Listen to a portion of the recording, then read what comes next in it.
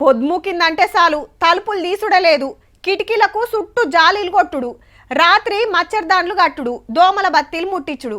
అయినా ఆగుతాయా? ఏడికెల్లో సందు వేసుకొని వస్తూనే ఉంటాయి. ఫ్యాన్లు తిరుగుతున్నా ఆలౌట్ నడిచినా కొబ్బరి బోండంలా స్ట్రా వేసి గుంజినట్టే ఉన్నది. భాగ్యనగరంలో గల్లి గల్లికి గివ్వే తిప్పలు. నాలాలున్న ఏరియాల ఇంకింతెక్కువనే. గింతగనం మోపైతే మున్సిపాలిటీ వాళ్ళు ఏం చేస్తున్నట్టు అంటారా? చూడుర్రి మరి.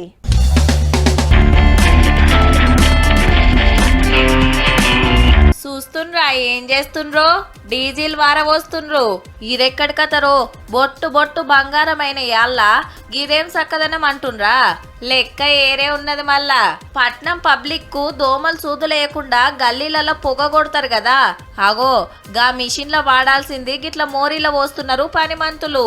9:30 ఒక డివిజన్ కి, అంటే 2 డివిజన్లకు కలిపి 9:30 వచ్చేది అనమాట.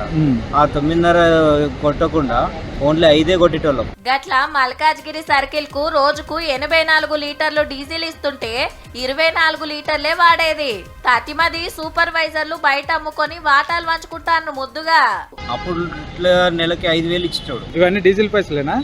మొత్తం డీజిల్ అమ్మేటోళ్ళు. గా పైసలు ఫోన్ పేల పంపేదట పని చేసేటోళ్లకు.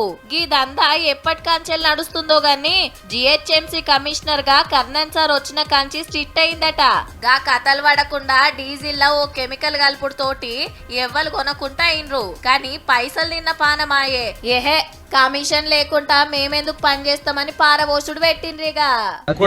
ఏం చేస్తారంటే మోరీలలో ఇస్తారు, కొట్టట్లే. ఏమున్నా 5 లీటర్ కొడుతున్నారు, మిగతాది ఒలుకోవస్తారు. ముచ్చట బయటపడి కమిషన్ ఇచ్చిన సూపర్వైజర్ ను గీ అన్నను తీసేసిండ్రు పనులకెళ్ళి. వెనక మళ్ళా ఇంకెందరున్నారో ఎంక్వైరీ నడుస్తుందిగా.